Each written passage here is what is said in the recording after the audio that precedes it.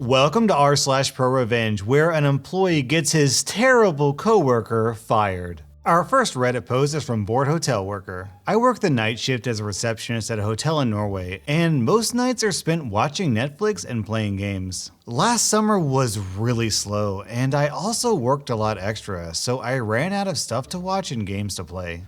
One night, I got an email from Scooter. He wanted to book a room for almost 20 days. I just had to send him the price and confirmation that we had rooms available, and he would then send me his credit card info for me to pre-charge.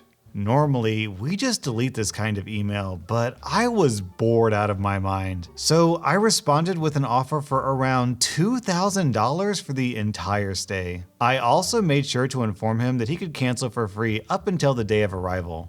This is probably the most common fraud attempt in the hotel and travel industry. Unlike most businesses, we're able to charge credit or debit cards with only the card number and expiration date. No need for a PIN code, CVC, or other authorization methods.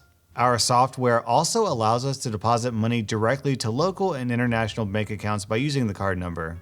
Because of this, jerks like Scooter will try to prepay with stolen and skimmed cards, but then cancel the booking, asking us to refund the amount to a different card. A couple of hours after sending him the offer, he responded with a Visa number and told me to charge him as soon as possible. I checked the card with our validation software, and to my big surprise, it didn't belong to Scooter. If validation succeeds, it will return the card owner's name 90% of the time. I sent him a new email stating that the card was declined because of insufficient funds. He quickly replied and gave me a new card to try. Guess what? This one didn't belong to Scooter either. Wasn't even the same person as the first card. By checking the BIN codes, the first 6 digits, I found which bank had issued the cards. Not even issued in the same country. My plan was to just call the banks and inform them of the attempted scam, but there were still several hours before I could go home, so I decided to screw with Scooter a bit more. I sent him a reply that the second card went through, and also the reference number for his stay at our hotel. As expected, a couple hours later, Scooter sent a mail canceling the order and asked if we could refund the money to a different card, as he had lost his wallet and deactivated the card he paid with. The card was issued from a Polish bank. Not sure why, but Polish bank accounts are often used by people who want to launder money from bitcoins and drugs. You can buy a legit card for around $500 that is registered to some guy or girl in Poland from Darknet. At this point, Scooter was probably pretty happy about the $2,000 he would soon receive. I replied that it was no problem for me to transfer the money to a different card as long as it was valid. How fun would it be to also cancel his own card so he had to spend $500 for a new one? Not fun enough. In the last email, I wrote that he could send me the card number, but that our email server would go down for maintenance in a few minutes, so my boss would do it on Monday. It was now Saturday morning, so enough time for the charged bank to call us and reverse the transfer. If he needed the money right away, I told him to call the hotel before I ended my shift at 7. He called almost immediately, and I wrote down the card number and his phone number. I told him I transferred the money and that it would be in his account by 12 o'clock. My shift ended, and I went home with all the info Scooter had provided. I wanted to see if I could find out who he was, and of course, this idiot had an open Facebook profile that I found using his phone number. He even listed his address and employer. Looked a bit like the artist Scooter, but with an even uglier face and spiky hair full of gel. He lives somewhere outside of London in an area I would describe as a British trailer park. Houses that were nice at some point, but where the owners had spent £0 on maintenance since it was built. Trash everywhere and broken windows that were boarded up or fixed by sealing holes with garbage. Now to the fun part. According to his Facebook profile, Scooter worked at a hotel. This meant that he would have access to card information from guests that booked through sites like Booking.com. I called the manager of the hotel and told him there was reason to believe that one of his employees was trying to commit credit card fraud, and that the card numbers could belong to their guests. I gave him the name of the people who owned the card Scooter tried to pay with, and to no surprise, both had stayed at the hotel. I told him it was Scooter, and the manager just exploded in anger. Not 100% sure what he said because he was screaming so loud, but I think Scooter wasn't a normal employee. He worked there through some kind of government training program or something. After talking to the manager, I called both Visa and MasterCard International and told them about Scooter's little business venture. Apparently, it's pretty easy to check if there are more cards that have been involved in fraud, where the cards have also been used at Hotel Scooter. With his Polish deposit account, they would also be able to pin it on Scooter if he had been successful in scamming anyone, and sue him for the amount stolen. The police also called me later to get a statement regarding the whole situation. So I know the manager reported it to the police. I'm not sure what happened to Scooter, but according to his Facebook profile, he no longer works at the hotel, or anywhere else as far as I can see. Man, the OP in this story is making me feel bad. When I get bored at work, all I end up doing is watching YouTube videos. This guy shuts down a scammer and saves innocent people from getting screwed out of $2,000. Our next Reddit post is from TidyNeatThrowaway. I had taken over running a small development team of 9 for a relatively big company. We were there for basic, quick little bits of software that wouldn't make much sense to outsource. Web apps that quiz employees on policy, fancy interactive projects to show off at conferences, or just an extra pretty PowerPoint, etc. The guy I took over from ran the team like we lived in the 1980s, so I brought us into the modern age and surprise, surprise, within a few weeks our team was finishing projects left, right, and center. I won't go into it here, but if any tech nerds are interested in how bad it was, I'll reply to any comments. Everything was going great. My coworkers would take smoke breaks and listen to music. Our internal clients were kept up to date with their projects, and my boss thought I was some kind of software prodigy as productivity had gone through the roof. Honestly, this was more indicative of how bad it was before rather than anything I did. Then comes Dick, short for Richard, of course. Now, you know Dick. You probably have a Dick at your office. They've been there too long to fire and delight in slapping people in the face with their seniority, regardless of whether or not they have anything to do with you. First, he sends us a project and marks it critical, as in, "Everyone stop what you're doing now. This needs to be done yesterday." I politely send him a message and ask him if I can move it down to medium priority, as there was little to no time limit and we had other projects to deal with. He replies, "No, it needs to be done now. Get to it." I'd like to remind everyone that he is not my boss and has no authority over me or my team. So I CC my boss and the other department heads who we had projects for at the time. "Hi all, hope you're enjoying your day. Dick has asked me to work on this project for his department. However, he wants it to be done now, which would delay your projects. Would that be okay with everyone?" Turns out that's a no, and I downgrade his project.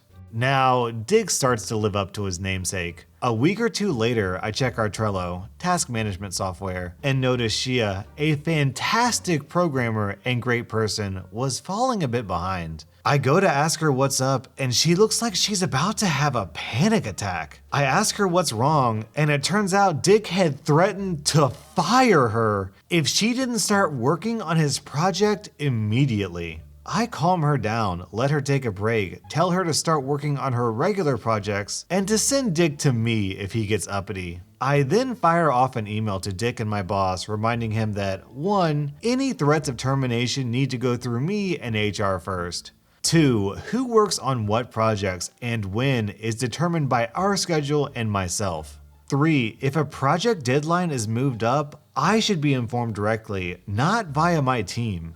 Turns out, Dick is infamous for making threats like this, but because nobody took him seriously, I was the first to remind him that he had no authority over other departments. I didn't find out until later, but apparently he had a meltdown at the boss about how incredibly disrespectful I was. He tried to file a formal complaint, but it was rejected because doing my job properly isn't actually a problem. Who knew? At this time, I accepted a better job and was going to put in my notice. But I wanted to wait until after our latest project, let's call it the Ninja Report, was done, as it was a big deal for my team. This Ninja Report was part of a presentation by a company bigwig, the boss's boss's boss, and it was marked critical, so all of us were working hard to make sure we did a good job and got it in on time. Now, finally, we get to the revenge. I'm plugging in a switch under the desk when someone taps me hard on the shoulder. Just a minute, mate. I stand up and stare directly into the red face of Dick. Erect with fury and ready to expel his rage all over the office. Oh, I hope this doesn't get me demonetized. I'm not your mate. You need to learn your place in this company. Blah, blah, blah. As this grown man is screaming at me in full view of my team, it suddenly dawns on me that I get severance, have another job lined up, and really have no reason to deal with this. I want my project done now, he continues to yell. Now, I could have told him about the Ninja Report. I could have said a lot of things, but I just smiled, looked him in the eyes, and said, as long as I'm working here, the schedule isn't changing. Predictably, Dick responds, then you're fired. I grab my things and leave. As I'm leaving, one of my team comes up looking like a deer in headlights and asks what they should do. Easy. First, I want everyone except you to stop working on the Ninja Report. Second, at the end of the day, send an email to the boss and the bigwig. Let them know what happened and explain that the Ninja Report is going to be a week late. See you all for drinks Friday. I wake up bleary-eyed the next day to a call. Hello? It's my boss. Hi, look, I'm sorry about what Dick said. He doesn't actually have the authority to fire you, and the Ninja Report can't be late. We need you to fix this. Oh, I'm sorry. I've actually accepted another job, but don't worry, I figured this would happen. I asked one of my team to work on it privately. If they start working on the Ninja Report again, they should be able to get it done on time. My boss tried to get me to come back, but I made it clear that wasn't going to happen. I recommend one of my team to take my job and thank him for the opportunity. He's pretty cool about it, confirms I'll be getting severance, and tells me I can use him as my reference. Friday drinks roll around and we have a lot to celebrate. The Ninja Report was done on time, and given everything that happened, it made my team look great. I got a new job, teammate got a promotion, and Bigwig was really eager to learn why his subordinate fired the lead of the team he picked himself and nearly tanked the project. I am proud to report that the office is now 100% Dick-free. OP is so skilled at removing Dick that he should change his username to Lorena Bobbitt. Our next Reddit post is from Sting 2018. I work in sales and we work as a team. I have an assistant who helps me get leads and sets appointments. Well, this one particular assistant and I did not get along at all. This particular assistant kept going to my boss behind my back to report every little incident, which is really effing annoying. Part of my role as a senior rep was training. However, this assistant was a former business owner and knew how to do the job and didn't need no help. Well, the appointments the assistant set up had an 80% no-show rate, which is insane. In the past, no-shows would be around 25 to 30%. Not only that, this assistant would constantly argue and bicker over everything, which was really frustrating to deal with. The assistant also created their own lead card and tracking system, which completely sucked, and stuff fell through all the time.